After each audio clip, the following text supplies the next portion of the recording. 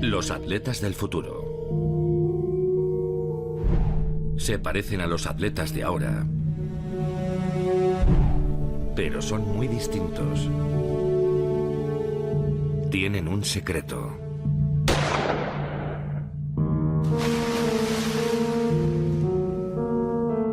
Los atletas del futuro son mutantes genéticos. Están dopados genéticamente.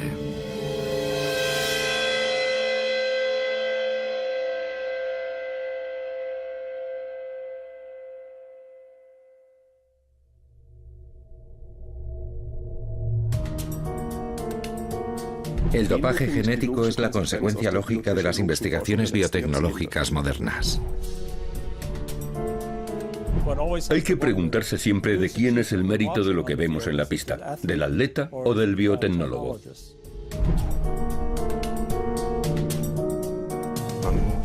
Se fijará el objetivo de crear seres humanos con atributos sobrehumanos. No habrá ninguna forma de evitar este tipo de abuso en cuanto esté disponible. Hay demasiado dinero en juego en el deporte y demasiado prestigio como para obviar sin más un método tan poderoso como el dopaje genético.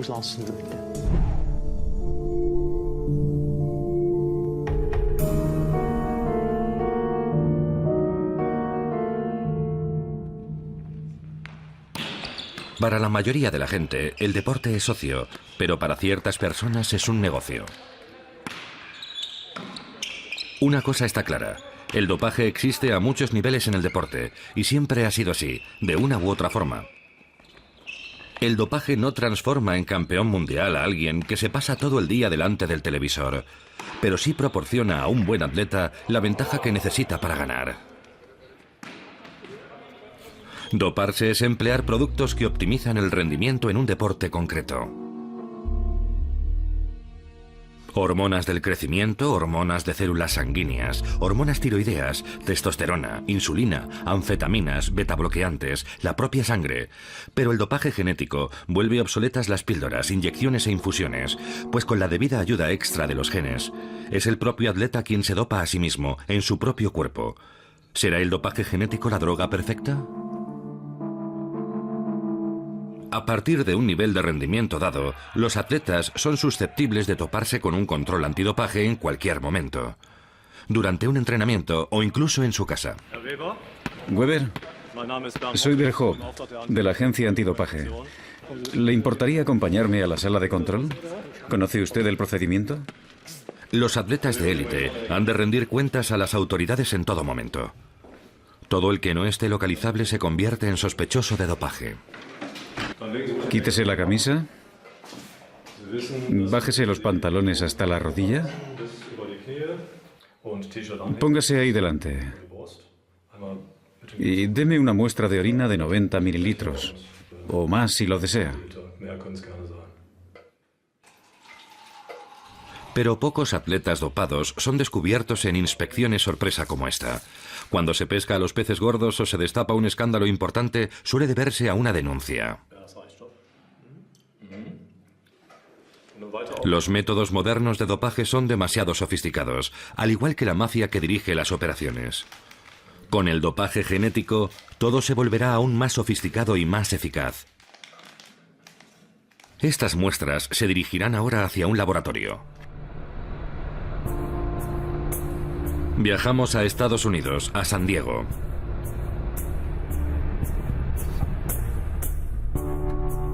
En la Escuela de Medicina de la Universidad de California, nos reunimos con el hombre que lidera la lucha contra la amenaza inminente del dopaje genético.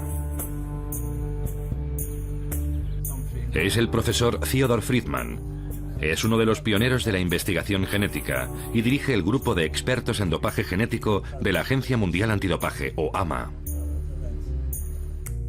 Las técnicas que se utilizarán más frecuentemente en un principio serán técnicas que mejorarán o alterarán, incrementarán la fuerza muscular y aumentarán la capacidad de los tejidos para aprovisionar de oxígeno a los músculos.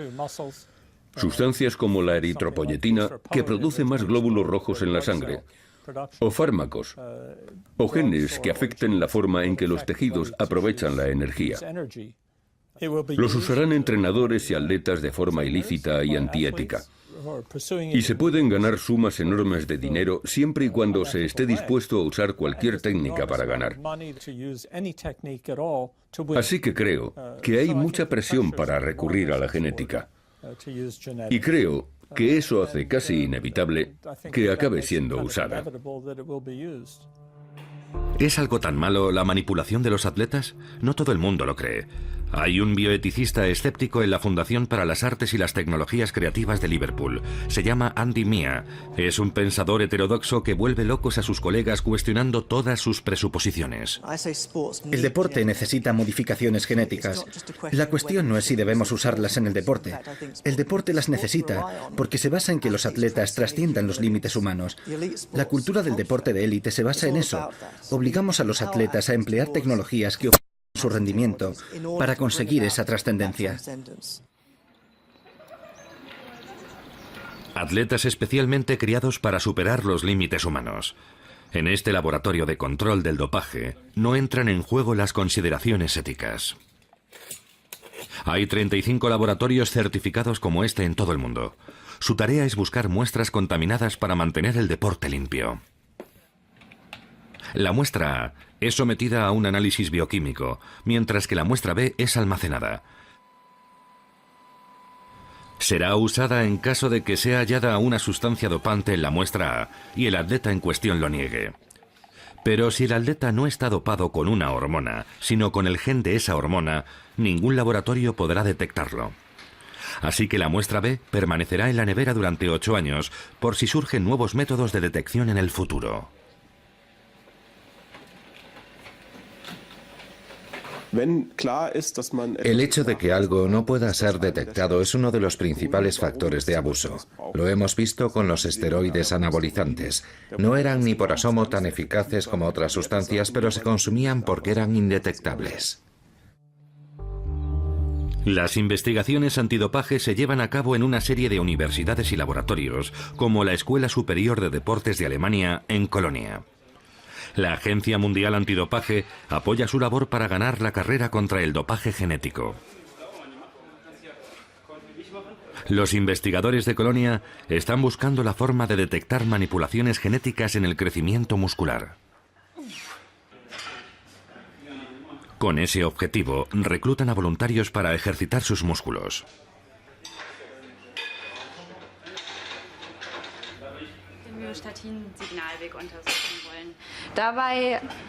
Buscamos perfiles de crecimiento muscular en el suero. ¿Estáis dispuestos a ayudarnos? ¿Cuánta sangre nos vais a sacar? La misma que para un análisis de sangre normal. Es un enfoque completamente nuevo. Antiguamente los métodos de detección del dopaje eran básicamente una reacción ante los abusos. Hoy sabemos a qué atenernos y estamos tratando de crear herramientas para detectarlo antes de que ocurra. Los investigadores estudian a varios sujetos, individuos que hacen ejercicio e individuos que no, hombres y mujeres, personas de diferentes procedencias étnicas. El primer objetivo de la investigación es hallar indicadores bioquímicos de un desarrollo muscular normal. Entre los voluntarios se encuentra el Mr. Culturismo Natural alemán. Es un referente importante debido a sus biocredenciales. Contrariamente a otros culturistas, no consume ninguna sustancia.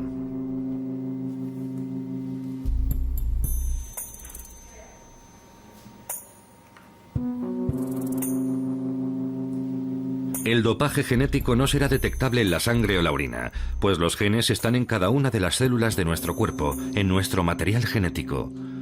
El dopaje genético solo puede detectarse de forma indirecta. Hay que hallar indicios reveladores.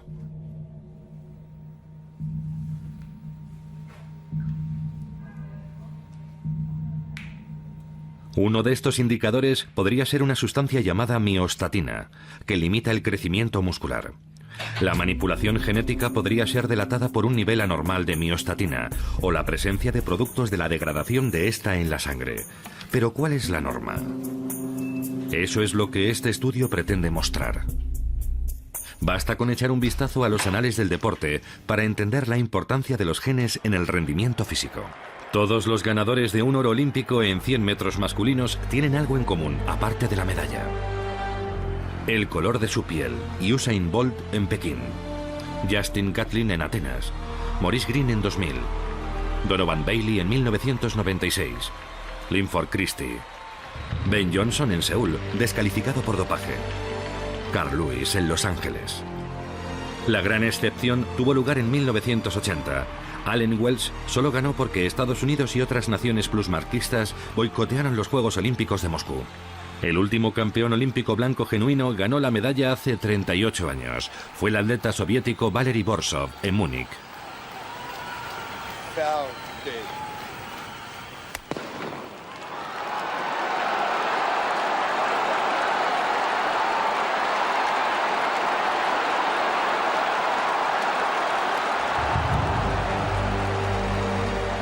La lista de los plusmarquistas mundiales da una imagen aún más clara.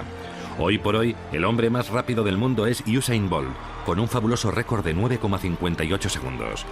Ante él se despliega una galería de nombres legendarios: Asafa Powell, Carl Lewis, Calvin Smith, Jim Hines. Para dar con un plusmarquista blanco tenemos que retroceder 50 años. Armin Geri obtuvo el récord mundial de 10,0 segundos en Zúrich, el 20 de junio de 1960.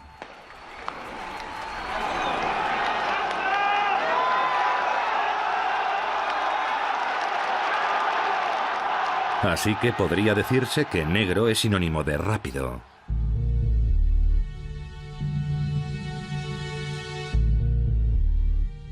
Durante mucho tiempo se explicó este hecho mediante la llamada teoría del gueto, según la cual el deporte ofrecía la única oportunidad de ascenso social para los negros, de modo que estos se esforzaban más que los blancos. Pero esto es absurdo. La diferencia estriba en los genes.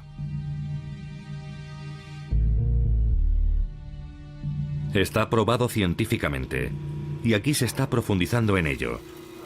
Estamos en la Universidad de Maryland, en Washington, donde el profesor Stephen Roth está buscando los genes que influyen en el rendimiento atlético. Estamos convocando a una variedad de sujetos para medir su rendimiento cardiovascular, su rendimiento muscular y distintos aspectos de su rendimiento deportivo. Tomaremos muestras de su ADN y luego trataremos de identificar los genes específicos que contribuyen a esas variables de rendimiento.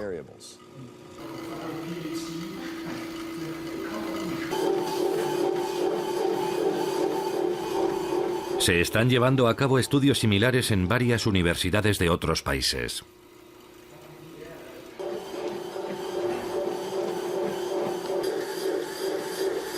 Juntos crearán una lista de genes deportivos, es decir, genes importantes para la fuerza, el aguante, la velocidad, el consumo de oxígeno, el aprovisionamiento de energía y así sucesivamente. El frotis contiene células que luego serán sometidas a un análisis genético en el laboratorio.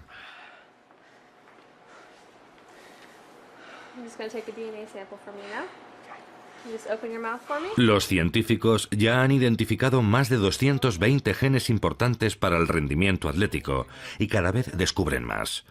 Básicamente, todos ellos valdrían para el dopaje genético. Stephen Roth nos habla de los candidatos más probables.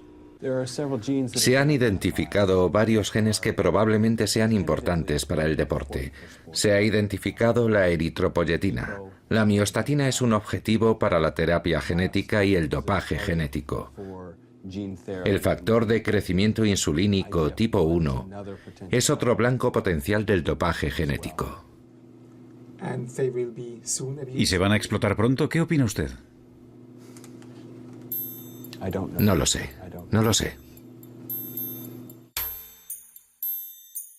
La EPO o eritropoyetina es una hormona que estimula la producción de glóbulos rojos y que es importante para el aguante físico.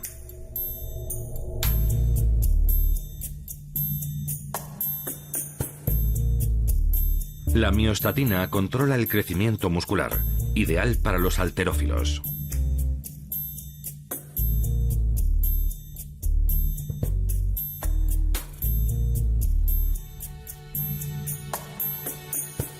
El factor de crecimiento insulínico tipo 1 también fomenta la fuerza muscular, lo cual es interesante para un amplio abanico de atletas.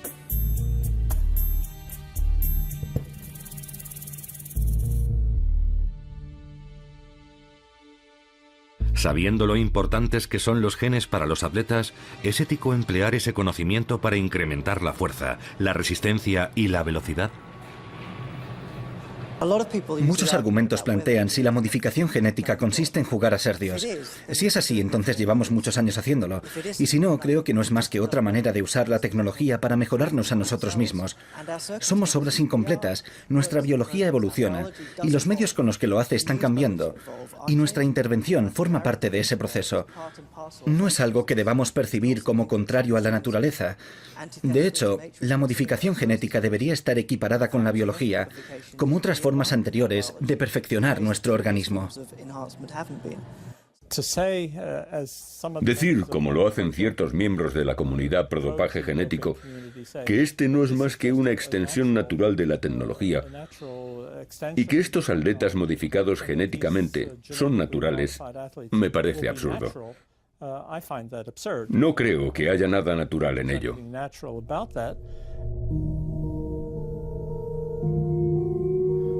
El atleta manipulado genéticamente, ¿una extensión natural del desarrollo humano o una monstruosa creación de unos científicos que juegan a ser Dios?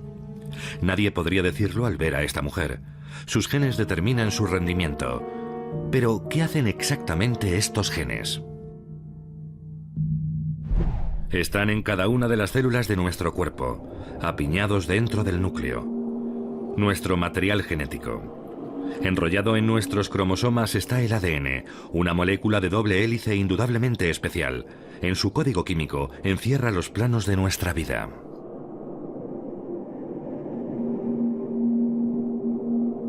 No todos los genes están activos todo el tiempo. Si se registra una falta de oxígeno en algún lugar del cuerpo, por ejemplo, se activa la eritropoyetina. Una enzima especial lee el gen del ADN y traduce la información en una pequeña cadena de ARN. Esta también se conoce como ARN mensajero o ARNM, pues hace las veces de vehículo para las instrucciones genéticas. El ARNM abandona el núcleo. En el citoplasma, la sustancia que envuelve el núcleo le aguarda otra enzima, un ribosoma. Este transforma la información genética en un producto genético.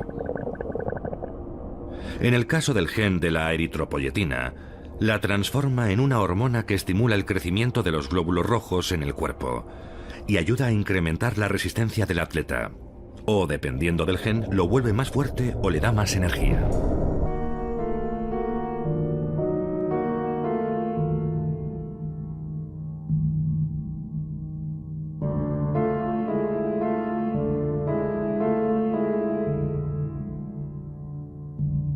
Estas imágenes de la cadena estadounidense CBS muestran lo potente que puede ser un gen individual. Este esquiador es el finlandés Iiro Mentiranta, en los Juegos Olímpicos de Invierno de Squaw Valley, donde ganó su primera medalla de oro. También se impuso en los siguientes Juegos de Invierno. Se le acusó repetidas veces de doparse, pero él siempre lo negó. Hasta que 20 años más tarde, los investigadores que examinaban a Mentiranta descubrieron una rara mutación genética en el gen de la eritropoyetina, que ayudaba al esquiador a alcanzar cotas sobrehumanas de aguante y cruzar la meta muy por delante de sus rivales.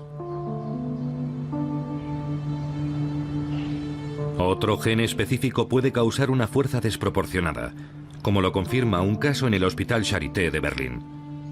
En 2000 nació aquí un chico excepcional, aunque fue sistemáticamente apartado de la luz pública.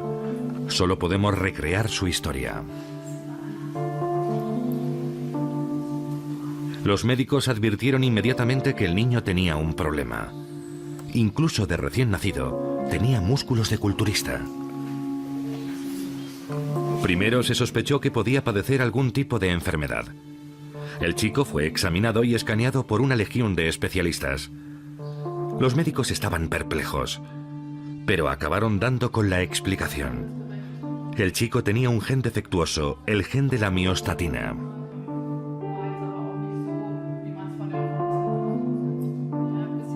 El chico estaba en plena forma. Con 4 años y medio podía aguantar 2 pesas de 3 kilos con los brazos extendidos. Es el único ser humano conocido que presenta esta anomalía genética. Pero hace tiempo que se conoce este fenómeno en el mundo animal. La vaca azul belga presenta una mutación natural del gen que produce la miostatina, una hormona que inhibe el crecimiento muscular. Sin la miostatina, los músculos crecen indefinidamente.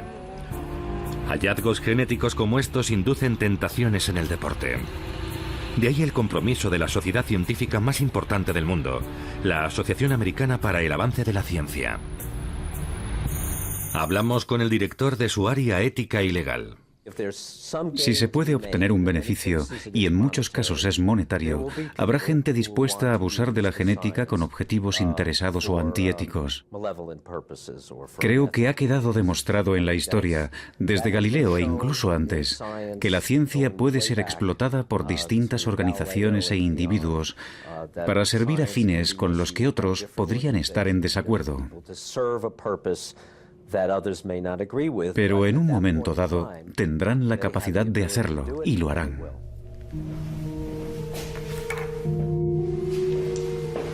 Algún atleta o algún médico lo hará en algún lugar del mundo. Cogerá una aguja hipodérmica y suministrará el primer vector dopante genético. Se rumorea que ya ha ocurrido. No hay pruebas y nadie ha sido acusado porque no hay ningún procedimiento para probarlo.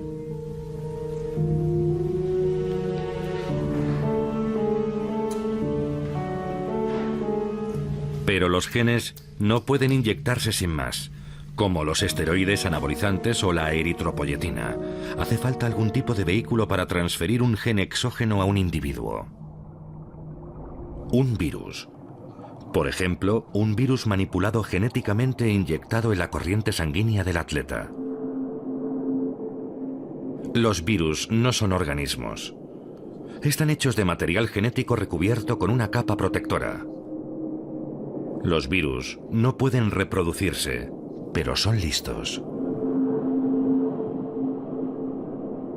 Tienen sistemas especiales de detección que les permiten identificar su objetivo en el organismo infectado. Por ejemplo, las células sanguíneas o las células musculares.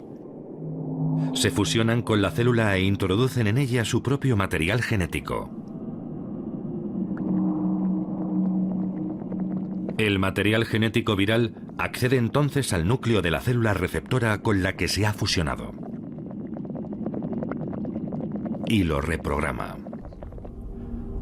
A partir del momento de la fusión genética, la célula receptora sigue las instrucciones del virus. Y si ese virus está modificado genéticamente para comportarse como un gen deportivo, en vez de como un gen que causa enfermedades, incrementa la fuerza del huésped, su velocidad o su capacidad de aguante. El dopaje genético no se transmite de una generación a la siguiente, porque solo afecta a las células somáticas, es decir, las células que conforman los músculos o la sangre, y no al esperma o los óvulos. Sabiendo las presiones que hay en el mundo del deporte y que existe una corriente que defiende el uso de la tecnología genética en este campo, creo que es una combinación un tanto alarmante y peligrosa, y realmente nos lleva a pensar que si no se ha dado ya ningún caso, pronto se dará. ¿Llegarán los atletas a inyectarse virus manipulados genéticamente para ganar una medalla? Frente al dopaje genético en el deporte hay un fenómeno conocido como el dilema de Goldman. Hay una proporción muy elevada de atletas, mucho más elevada de lo que se cree, que estarían dispuestos a tomar sustancias para garantizar un rendimiento de élite. Una medalla de oro olímpica, por ejemplo, aunque les causara la muerte a los 5 años. Los atletas tienden a hacer lo que sea necesario para lograr un rendimiento máximo. Por tanto, no me cabe ninguna duda de que muchos se sentirán tentados. ¿Pagar una medalla de oro olímpica con la vida? ¿Cuándo se subirá al podio el primer olímpico dopado genéticamente? ¿Habrá sido en 2012 en Londres? ¿O será en 2016 en Río de Janeiro? A mí me preocuparían las Olimpiadas de Brasil. No estoy seguro de si se darán casos antes, pero sí me preocuparían las Olimpiadas de Brasil. Y sé que a la Agencia Mundial Antidopaje le preocupaban las Olimpiadas de Londres, no digamos ya las de Brasil, y está tratando de desarrollar métodos de análisis e invirtiendo muchos recursos en ello. Así que calculan que es algo inminente. Los métodos no se desarrollan para dopar genéticamente a los atletas, sino como terapia genética para pacientes como este. Ismail Miftari, de 23 años, padece distrofia muscular de Duchenne. Apenas puede mover más de un dedo. Los síntomas de la distrofia muscular de Duchenne se manifiestan a los 2 años. Esta enfermedad afecta a 1 de cada 5.000 hombres, no a las mujeres. Para cuando cumplen 15 años, casi todos los pacientes están en una silla de ruedas. También se les hace difícil hablar, al igual que tragar y respirar. Pocos pacientes sobreviven más allá de los 25 años. No tiene cura. El objetivo exclusivo del tratamiento es preservar el mayor tiempo posible lo que queda de sistema muscular. Adrián Derbisi, 17 años. Es otro de los residentes del centro Mathilde Escher en Zúrich. La distrofia muscular de Duchenne es una enfermedad hereditaria causada por un defecto en un gen específico. Una enfermedad de origen genético solo puede tener una cura genética. Esa es la idea fundamental de la terapia génica. Su objetivo es sustituir los genes enfermos por genes sanos o compensarlos con otros. Se están desarrollando terapias génicas en una serie de hospitales. En el Hospital Charité, en Berlín, un equipo de médicos trata de articular los conocimientos obtenidos en el caso del bebé musculoso, pero nadie quiere hablar de ello. Como tampoco en el Hospital de la Pitié-Salpêtrière en París, que colabora con el Charité. El Instituto de Genética Humana de Newcastle-upon-Tyne también nos contesta que no, al igual que la Universidad de Pensilvania. Recibimos muchas respuestas negativas de científicos que están desarrollando terapias génicas contra las enfermedades musculares. Creo que les preocupa la cuestión de los usos no terapéuticos. Les preocupa proclamar, esto empieza a funcionar. Porque podrían llegar atletas y otras personas y decir, oye, vamos a servirnos de esto. De modo que es natural que les perturbe hablar de su trabajo. Podría llegar a oídos de gente que podría utilizarlo con fines no terapéuticos. Estoy consternado con esa reacción. Me parece que los científicos y médicos que trabajan en la terapia génica deberían dar un paso al frente. Creo que les interesa mostrarle a la opinión pública que hay una distinción clara entre lo que están haciendo para mejorar la salud pública y lo que hacen terceras personas con su trabajo. Me gustaría ver a las sociedades de profesionales que representan a los que practican la terapia génica haciendo declaraciones sobre su posición con respecto al problema del dopaje genético. No pueden desentenderse del hecho de que sus técnicas son usadas por otros con otros fines. Todo el mundo lo sabe ya. Por fin, damos con una investigadora que trabaja en terapia génica para trastornos musculares, que está dispuesta a darnos algo de información en el Laboratorio Europeo de Biología Molecular, al norte de Roma, en Monterrotondo. Aquí es donde trabaja la científica norteamericana Nadia Rosenthal. Está tratando de desarrollar una terapia contra el deterioro muscular patológico en los pacientes y también la pérdida de masa muscular que entraña naturalmente la edad. Su trabajo está centrado en el gen del factor de crecimiento insulínico tipo 1. Las primeras enfermedades que trató de combatir la terapia génica eran enfermedades de la sangre, porque es más accesible. Podemos extraerla y manipular las células. Es mucho más difícil combatir enfermedades como la distrofia muscular o enfermedades del corazón, porque es un auténtico desafío inocular los genes en estos órganos y conseguir que funcionen correctamente. Pero Nadia Rosenthal y su equipo lo han logrado, al menos con especímenes animales. Han desarrollado un método que permite inyectar el gen del factor de crecimiento insulínico tipo 1 en las extremidades de un ratón. El resultado El gen está integrado en las células musculares e incrementa la fuerza en animales de edad avanzada. Pero Rosenthal también es extremadamente prudente a la hora de documentar en público el éxito de su labor. Las primeras imágenes de sus animales tratados genéticamente recorrieron el mundo con un pie de foto, los ratones Schwarzenegger, y Rosenthal está más que harta de recibir llamadas de fetichistas del músculo. El hecho es que la terapia génica funciona en animales. La inyección genética que potencia la fuerza existe. ¿Cuándo será probada en seres humanos? Cada vez estamos más cerca de poder usarla clínicamente, pero ha sido un camino muy largo y difícil. Y el tipo de trabajo que llevamos a cabo en mi laboratorio tiene como objetivo tratar de acelerar este proceso para poder aplicarlo de forma segura en pacientes. Por eso es tan importante, porque sin los controles y el respaldo experimental adecuados, estos procedimientos no pueden considerarse seguros para los pacientes. La terapia génica llegará demasiado tarde para estos jóvenes. Hasta la fecha, se han llevado a cabo alrededor de 800 experimentos con terapia génica, con más de 5.000 voluntarios. La mayoría estaban centrados en el cáncer y las enfermedades cardiovasculares, y en algunos casos, los trastornos musculares o sanguíneos. Puede ocurrir que se use la terapia génica para tratar a pacientes gravemente enfermos, pero desde luego no es una opción para individuos sanos o personas mayores que solo quieren tener músculos más fuertes. El riesgo es sencillamente demasiado alto. Nos consta que en esos estudios les han pasado cosas muy serias a los pacientes y los voluntarios. Ha habido incluso varias muertes. Así que, tratándose de curar una enfermedad, hay razones para recurrir a esta tecnología. Pero si el objetivo es cambiar un rasgo normal de un ser humano, un atleta joven y sano, por ejemplo, y ponerlo seriamente en peligro, eso sí que no debería estar permitido. Creo que los atletas ya están inmersos en una cultura tecnológica. Ya desde los primeros Juegos Olímpicos, hace 2500 años, los atletas han usado tecnologías que optimizaban su rendimiento. Por ejemplo, en los Juegos Olímpicos de la Antigüedad, el salto de longitud sin carrerilla se desarrolló usando lastres para propulsar el cuerpo más lejos. Ya mantenían una relación tecnológica con el deporte, y hoy lo hacen de una forma mucho más sofisticada.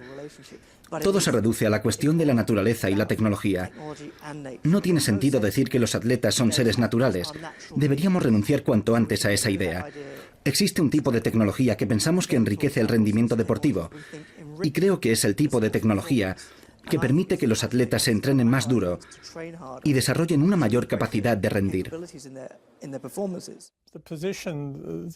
La posición según la cual habría que experimentar desde un principio con atletas para desarrollar los métodos de la transferencia genética es un error absoluto. Contradice todo lo que sabemos sobre lo difícil que es curar incluso a un niño con inmunodeficiencia. Es muy difícil realizar una labor clínica rigurosa y obtener un buen resultado. No me parece ético poner a un atleta en la misma situación y exponerlo a los riesgos y las incógnitas de la transferencia genética. Profundizamos en los riesgos del dopaje genético con Max Gassmann, que dirige la Facultad de Medicina Veterinaria de la Universidad de Zúrich. En este sótano hay ratones con implantes de genes humanos de eritropoyetina. Son un modelo para los ciclistas dopados genéticamente o los corredores de maratón.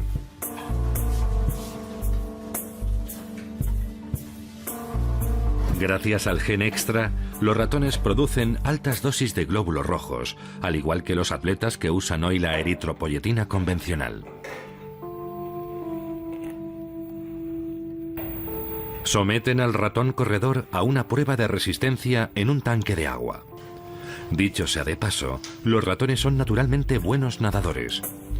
Para ellos no es una experiencia excesivamente estresante.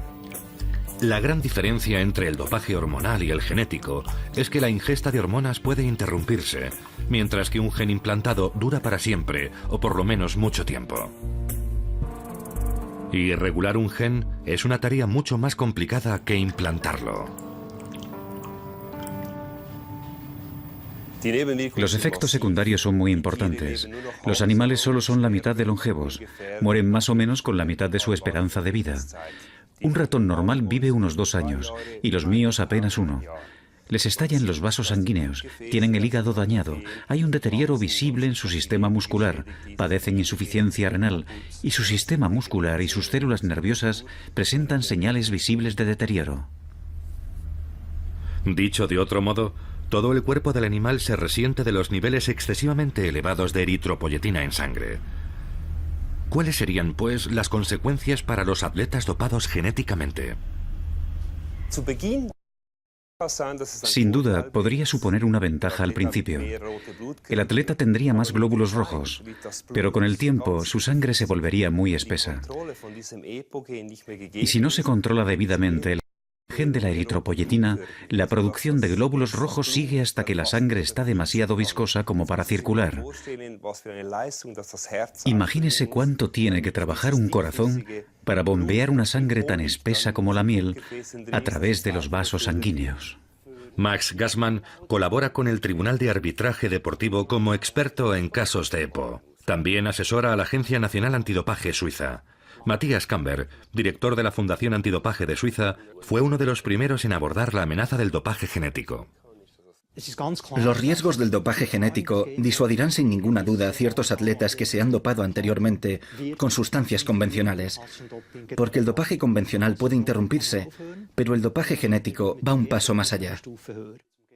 Es decir, quien se dopa una vez, se dopa para siempre. Este folleto, producido por la Fundación Antidopaje de Suiza, está diseñado para informar a los atletas de los riesgos del dopaje genético.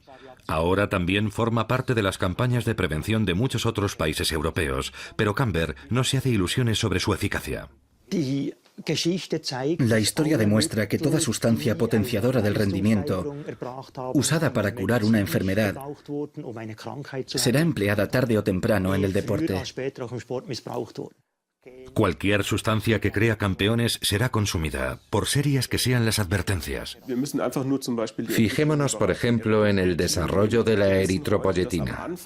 Ahora sabemos que cuando salió al mercado y empezó a ser objeto de abusos o de manipulaciones, hubo víctimas mortales.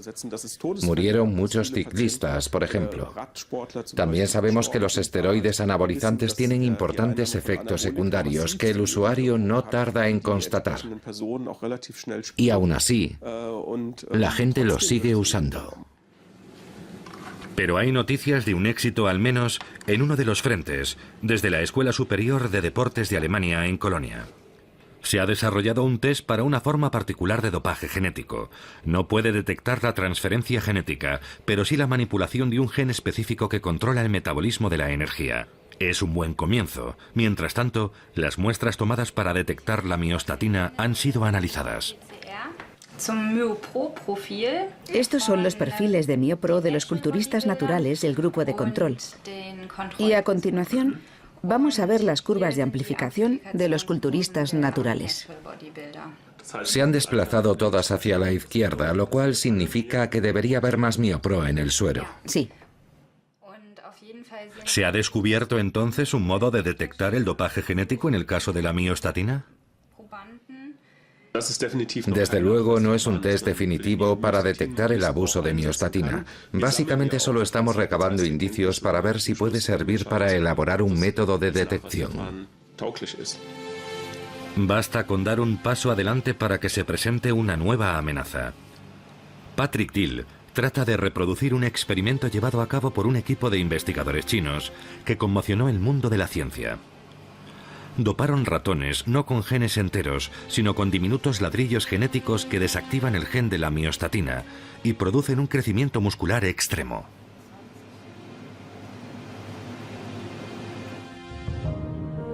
El método se conoce como interferencia por ARN y anuncia el siguiente capítulo del dopaje genético.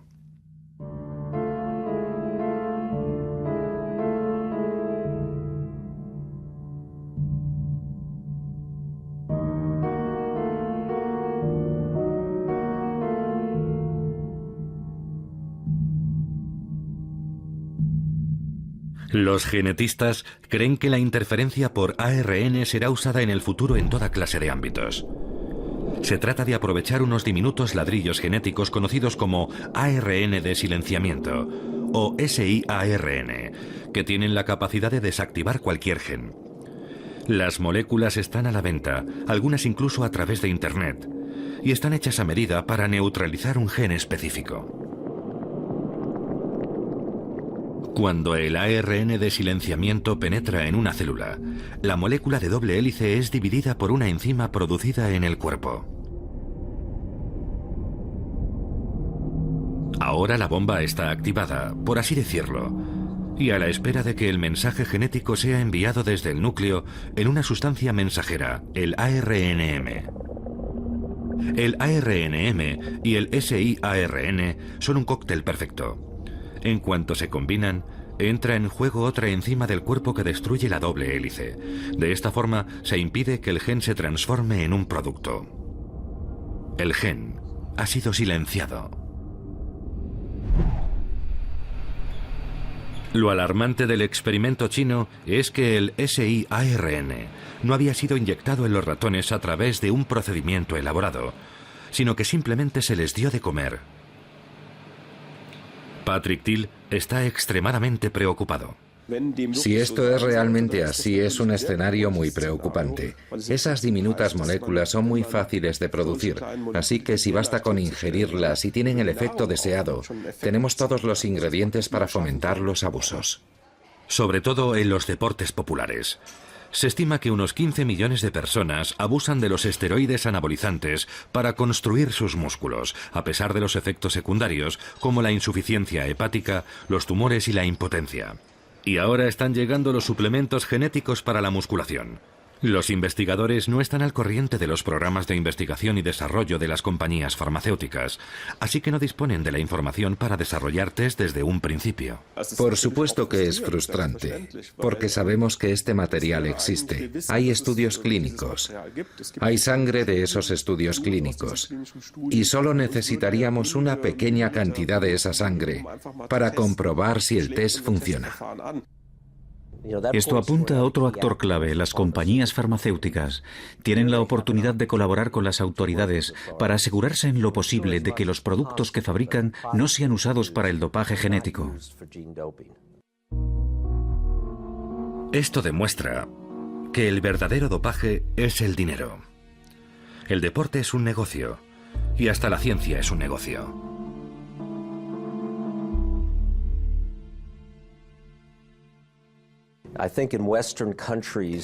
Creo que en los países occidentales la ciencia se está comercializando cada vez más a medida que intentamos llevar la ciencia básica a la esfera pública.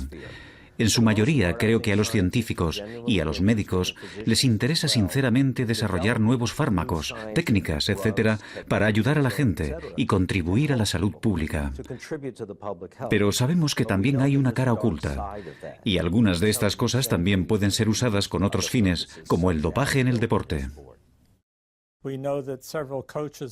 Sabemos que hay un entrenador que ha estado buscando material de terapia génica, presumiblemente para usarlo en atletas.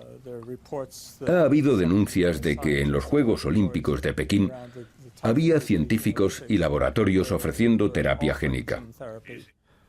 Ese entrenador es Thomas Springsteen. En 2006, el alemán fue condenado a 16 años de cárcel por delito de dopaje. Durante el juicio, se publicaron correos electrónicos en los que solicitaba una sustancia de dopaje genético. No se pudo demostrar si la adquirió y se la suministró a su socio Grit Breuer o a otra persona. La sustancia en cuestión se llamaba Repoxigen, un fármaco desarrollado para tratar problemas renales. Como la EPO aumenta el número de glóbulos rojos, la compañía que lo ha desarrollado dice que ha interrumpido su producción y ya no concede entrevistas. Simplemente eso demuestra que hay una voluntad, que no es absurdo dar por hecho que la gente no retrocederá ante la terapia génica, que no verá los peligros que entraña. Básicamente demuestra que la gente está dispuesta a correr cualquier riesgo, lo cual no me sorprende, pues siempre lo hemos visto en el campo del dopaje. Volvemos a Liverpool. El bioeticista Andy Mia cree que el debate sobre el dopaje génico está exclusivamente enfocado en el abuso de la terapia génica. Siempre he visto el debate sobre la autosuperación en el deporte en un contexto mucho más amplio. Ya formamos parte de una cultura de la autosuperación. La cuestión es si el deporte quedará rezagado por sus anticuadas medidas antidopaje, o si seguirá siendo relevante en la sociedad y adaptándose. Y a medida que se empiezan a encontrar formas más seguras de aplicar las modificaciones genéticas a usos no terapéuticos, estamos entrando en un mundo donde el deporte tiene que madurar y aceptar que se han convertido en prácticas habituales, que los atletas modificados son aceptables. El deporte se convertirá entonces en un número de circo, como la lucha libre. Ya no será el deporte que conocemos hoy. Y a día de hoy el deporte no puede permitirse ir en esa dirección. ¿Se trata del futuro del deporte o del futuro del conjunto de la sociedad? ¿Qué hará nuestra meritocracia con el deporte de competición en el futuro? ¿Será aceptable que un individuo sano use un método que ha sido desarrollado como terapia para personas gravemente enfermas? Los científicos se apresuran a hablar de los abusos. No es el caso del bioeticista y pensador heterodoxo Andy Mia. La forma en que se ha desarrollado siempre la tecnología ha sido para ayudar a las personas que padecen enfermedades. Pero para que la tecnología innove, también hay que pasar por ejemplos en los que su aplicación en personas que no padecen enfermedades ayude al desarrollo de la ciencia. Si nos fijamos, por ejemplo, en la cirugía estética, el hecho de que se haya convertido en una empresa comercial ha permitido desarrollar técnicas que pueden beneficiar y hasta aumentar el impacto de las intervenciones terapéuticas. Así que no veo el hecho de tratar a las personas con enfermedades como algo opuesto al deseo de dejar que la gente use esas técnicas según se lo dicte su estilo de vida. Pueden ser cosas complementarias. Por ejemplo, las enfermedades ligadas al envejecimiento. A día de hoy, las personas de la tercera edad sufren heridas y accidentes porque sus músculos ya no son lo bastante fuertes. El coste es inmenso para el sistema sanitario.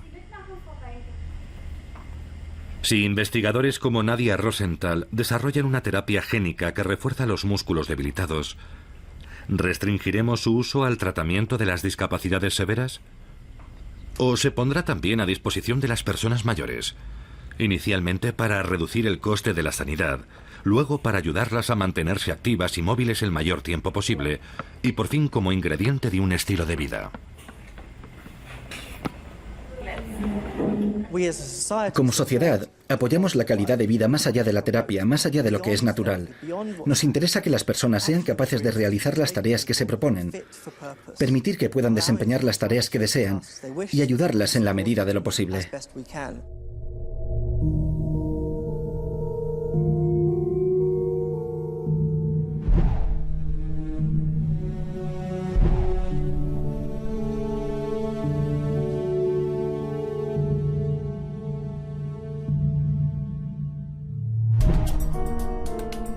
Cuando los discapacitados, las personas mayores y los pudientes se beneficien de las terapias génicas, ¿se sumarán a ellos los atletas? ¿Hablarán de dopaje, de terapia o de optimización del rendimiento? Algo que le da que pensar al padre de la terapia génica y experto en dopaje genético para la Agencia Mundial Antidopaje, Theodore Friedman. Los atletas no deberían verse privados de las tecnologías a las que tiene acceso el resto de la ciudadanía, los pacientes con enfermedades musculares, por ejemplo, para tratar sus lesiones y ayudarles a sanarlas y prevenirlas. Esto se convertirá en parte del problema del deporte. Mientras se haga abiertamente y siguiendo las reglas del deporte, no pasa nada. Es un gran reto ético para el deporte. Tal vez haya una forma de hacer que lo posible sea admisible, dentro de ciertos límites. Pero ese es precisamente el tipo de debate que deberíamos tener y que aún no hemos tenido. Habrá que abordarlo tarde o temprano, porque cuando esté disponible la terapia génica, necesitaremos respuestas.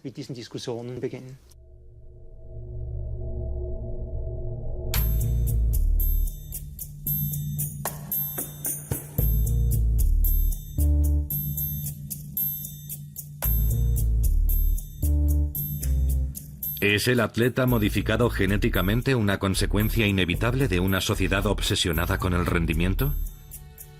Nadie sabe si algún científico, en algún lugar del mundo, no habrá recurrido ya a la jeringa genética, ni si el mutante salido de ese laboratorio no estará ya entre nosotros. Lo cierto es que se usará mucho antes de que esté lo suficientemente desarrollada. Y creo que muchos de los que ahora animan a hacerlo, los que a día de hoy apoyan el uso de la transferencia genética en el deporte, basan sus argumentos en conocimientos científicos incompletos y prematuros. Así que a corto plazo creo que perjudicará más que beneficiará. Habrá científicos que tratarán de aplicarlo, violando así su código ético científico. Tal vez por curiosidad, tal vez por ánimo de lucro. Y también habrá gente dispuesta a hacer de cobaya. Estoy bastante convencido de eso.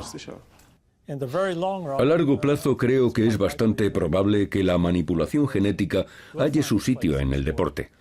Pero entonces tendremos que replantearnos lo que entendemos por deporte. ¿Seguirá siendo deporte?